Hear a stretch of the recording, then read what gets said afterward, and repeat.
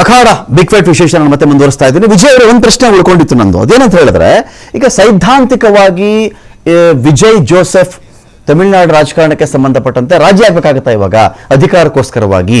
ಅಧಿಕಾರ ಬರೋವರೆಗೂ ಆರಂಭದಲ್ಲಿ ಮಾತಾಡ್ಕೋತಾರೆ, ಏನೀಗ ಇವರು ಅವ್ರ ವಿರುದ್ಧ ಮಾತಾಡ್ತಾ ಇದ್ರು, ಇವ್ರ ವಿರುದ್ಧ ಮಾತಾಡ್ತಾ ಇದ್ರು, ಈಗ ನೋಡಿದ್ರೆ ಅವ್ರ ಜೊತೆ ಕೈ ಜೋಡಿಸಿದ್ದಾರೆ ಅಂತ ಹೇಳಿ ಅದನ್ನ ಆಳ್ವಿಕೆಯಲ್ಲಿ ನಾನು ಬದಲಾಯಿಸ್ಕೊಳ್ತೀನಿ, ಪ್ಯಾಚಪ್ ಮಾಡ್ಕೊಂಡ್ಬಿಡ್ತೀನಿ ನಾನು ಅಂತೇಳಿ ರಾಜಿ ಮಾಡ್ಕೊಳ್ಳೋ ಸ್ಥಿತಿಗೆ ವಿಜಯ್ಗೆ ಇದ್ದಾರೆ ಇವತ್ತಿಗೆ ಅಂತ. ರಾಜಿ ಅಂದ್ರೆ ಒಂದೇ ದಾರಿ ಇರೋದು. ಇವಾಗ ADMK ಅವರು ಇವಾಗ ಇಷ್ಟು ನಮ್ಮ ಮೆಂಬರ್ಸ್ ಗಳಿಗೆ ಇಷ್ಟು ಮಿನಿಸ್ಟ್ರಿ ಕೊಡ್ಬೇಕು ಅಂತಾರೆ, ಅವಾಗ ಮೇಜರ್ ಪೋರ್ಟ್ಫೋಲಿಯೋಸ್ ನಮಗೆ ಕೊಡ್ಬೇಕು ಅಂತಾರೆ, ಅವಾಗ ವಿಧಿ ಇಲ್ಲದೆ ಅವ್ರು ಒಪ್ಕೊಳ್ಳೇಬೇಕಾಗತ್ತೆ.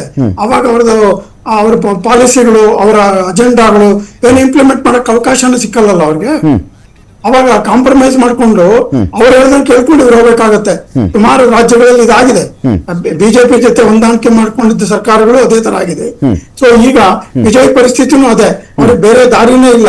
ಈಗ ಬೇರೆ ಎಲೆಕ್ಷನ್ಗೆ ಹೋಗೋದಕ್ಕೂ ಸಾಧ್ಯ ಇಲ್ಲ. ಅದಕ್ಕೆ ಎಲೆಕ್ಷನ್ ಕಮಿಷನ್ ಆಫ್ ಇಂಡಿಯಾ ಒಪ್ಕೋಬೇಕು.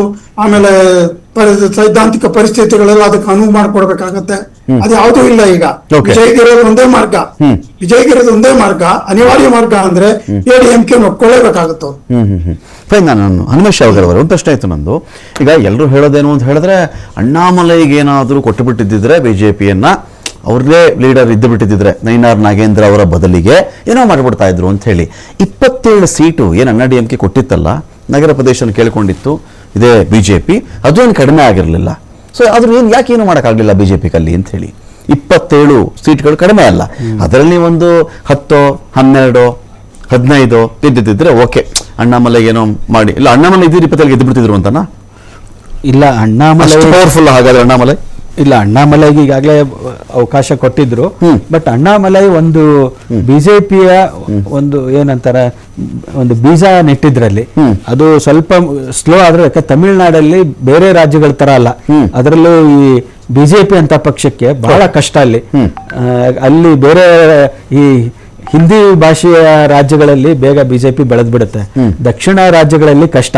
ಏನೋ ಕರ್ನಾಟಕ ಅವ್ರಿಗೆ ಸ್ವಲ್ಪ ಹುಲಸಾದ ರಾಜ್ಯ ಬಿಟ್ರೆ, ಬೇರೆ ರಾಜ್ಯಗಳಲ್ಲಿ ಕೇರಳ, ತಮಿಳುನಾಡು, ಆಂಧ್ರ, ಕರ್ನಾಟಕ ಇವೆಲ್ಲ ಸ್ವಲ್ಪ ಕಷ್ಟ. ಅದರಲ್ಲಿ Tamil Nadu, Kerala very difficult BJP ಬೆಳೆಯೋದಕ್ಕೆ.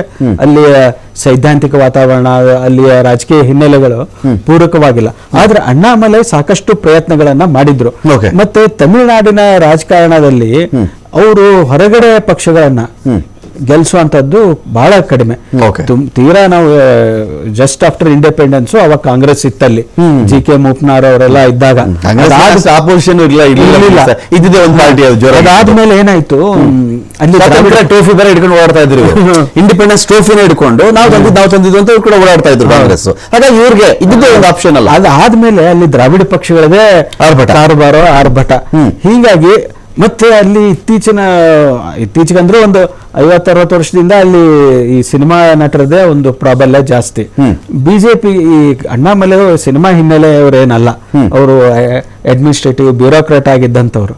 ಸೊ ಎಷ್ಟೇ ಸೈದ್ಧಾಂತಿಕ ನೀವು ನೆಲೆಗಟ್ಟಿನಲ್ಲಿ ಹೋರಾಟ ಮಾಡಿದ್ರೆ ಅಲ್ಲಿ ಗೆಲ್ಲೋದು ಕಷ್ಟ. ಅಲ್ಲಿ ಎಷ್ಟೇ ದ್ರಾವಿಡ ಮತ್ತೆ ಪೆರಿಯಾರ್ ಇದೆಲ್ಲ ಇದ್ರೂ ಕೂಡ, ಹೋರಾಟಗಳು ನಡೆದಿದ್ರು ಕೂಡ ಅಲ್ಲಿ ದ್ರಾವಿಡ ಅಸ್ಮಿತೆ ಇಲ್ದೇನೆ ಗೆಲ್ಲಕ್ಕಾಗಲ್ಲ. ಅದ್ರ ಜೊತೆಗೆ ಸ್ವಲ್ಪ ಈ ಸಿನಿಮಾ ಮನರಂಜನೆ, ಬಹಳ ಭಾವನಾತ್ಮಕ ಜೀವಿಗಳವರು Tamilians. They are very emotional people, emotionally ಬೇಗ ಕನೆಕ್ಟ್ ಆಗ್ತಾರೆ ಅವರು. ಎಲೆಕ್ಷನ್ ನೋಡಿದಾಗ ಸರ್ ಏನಾದ್ರು ತೀರಾ ಆಂಟಿ ಇನ್ಕಂಬೆನ್ಸಿ ಒಪ್ಕೊಳ್ಳೋಣ ಸರ್, ಕ್ಯಾಬಿನೆಟ್ ನಲ್ಲಿ ಸಾಕಷ್ಟು ಜನ ಸಚಿವರು ಸೋತರು, ಇದೆಲ್ಲ ಒಪ್ಕೊಂಡ್ರು ಕೂಡ ಒಂದು ಎನ್ಮಾಸ್ ಆಗಿ ಇವ್ರು ಯಾರು ಬೇಡಪ್ಪ, ನಂಗೆ ವಿಜಯ ಬೇಕು ಅನ್ನೋ ನಂಬರ್ ಇದ್ದಿದ್ರೆ 150, 140 ಲೈಕ್ ವೈಸ್ ನಮ್ಮ ಕರ್ನಾಟಕದಲ್ಲಿ ಮಾತಾಡ್ತೀನಿ, ಬಿಜೆಪಿ ಆಂಟಿ ಇನ್ಕಂಬೆನ್ಸಿ ಇತ್ತು, ಮಾಸ್ ಆಗಿ ಅದು ಗ್ಯಾರಂಟಿ ಕಾರಣಕ್ಕೂ ಹೊಡೆದಿರಬಹುದು. ಗ್ಯಾರಂಟಿಗೆ ಎಷ್ಟು ಕ್ರೆಡಿಟ್ ಹೋಗುತ್ತೋ ಆಡಳಿತ ವಿರೋಧಿಯಲ್ಲೇ ಇವ್ರು ಮಾಡಿದಂಥ ಪ್ರಯೋಗಗಳು, ಹಿಜಾಬು, ಹಲಾಲು, ಅದು ಇದು ಆಗ ಬಂದಿದ್ದು ನೋಡಿ 136 ಬಂದ್ಬಿಡ್ತು. ಒಂದು ಸೇಫ್ ಝೋನ್ ಸರ್ಕಾರ ಇಲ್ಲಿ ರಚನೆ ಆಗ್ಬಿಡ್ತು. ಇದೆಲ್ಲ ಆಗಿಲ್ಲ ಅಂದ್ರೆ ಅಲ್ಲಿ DMK ಇಷ್ಟಪಡೋರು ಇವತ್ತಿಗೂ ಇದ್ದಾರೆ, DMK ಅನುಯಾಯಿಗಳು ಇವತ್ತಿಗೂ ಇದ್ದಾರೆ, ಹೊಸ ತಲೆಮಾರು ಜೆನ್ಜಿ ಇದೇನೇ ಆಗಿರಬಹುದು. ಸೊ ಈ ವಿಚಾರದಲ್ಲಿ ವಿಜಯಕ್ಕೆ ಪೂರ್ತಿ ಸಿಕ್ಲಿಲ್ವಾ ಅಂತ? ಹೌದು ವಿಜಯ್ಗೆ ಅಲ್ಲ ಆಕ್ಚುಲಿ ನೋಡಿ ವಿಜಯ್ ಇಷ್ಟು ಗೆಲ್ತಾರಂತ ಕೂಡ ಯಾರು ಪ್ರಿಡಿಕ್ಟ್ ಮಾಡಿಲ್ಲ.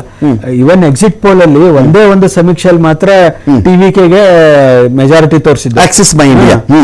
ಉಳಿಯೋರು ಯಾರು ತೋರ್ಸೇ ಇರ್ಲಿಲ್ಲ. Okay. ಅದೇನು ಬರೇ ಜನ ಸುಮ್ಮನೆ ಬರ್ತಾರೆ ಅವರ ರ್ಯಾಲಿಗೆ, ಎಲ್ಲ ಯಂಗ್ಸ್ಟರ್ಸ್ ಅವ್ರ ವೋಟಿಂಗ್ ಪವರೇ ಇಲ್ಲ ಅಂತ ಆತರ ಎಲ್ಲ ಮಾತಾಡ್ತಾ ಇದ್ರು.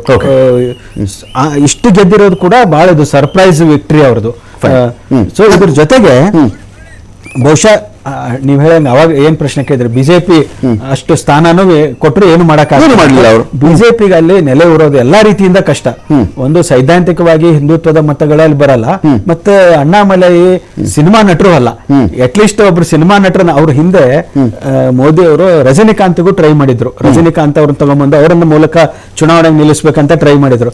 ರಜನಿಕಾಂತ್ ಅವರು ಅದಕ್ಕೆ ಒಪ್ಲಿಲ್ಲ. ಬಿಜೆಪಿಗೆ ಅದು ಗೊತ್ತಿದೆ, ಅಲ್ಲಿ ಸಿನಿಮಾ ನಟರು ಬೇಗ ಅಪೀಲ್ ಆಗ್ತಾರೆ. ಅವರು ಸಿನಿಮ್ಯಾಟಿಕ್ ಸ್ಟೈಲ್ ಅಲ್ಲಿ ಹೀರೋಯಿಸಮ್ ಎಲ್ಲ ಇಟ್ಕೊಂಡು ಜನರ ಹತ್ರ ಹೋದಾಗ ಅವ್ರ ಡೈಲಾಗ್ಸ್ ಅದು ಬೇಗ ಅಪೀಲ್ ಆಗುತ್ತೆ ಅಲ್ಲಿ ಜನರಿಗೆ.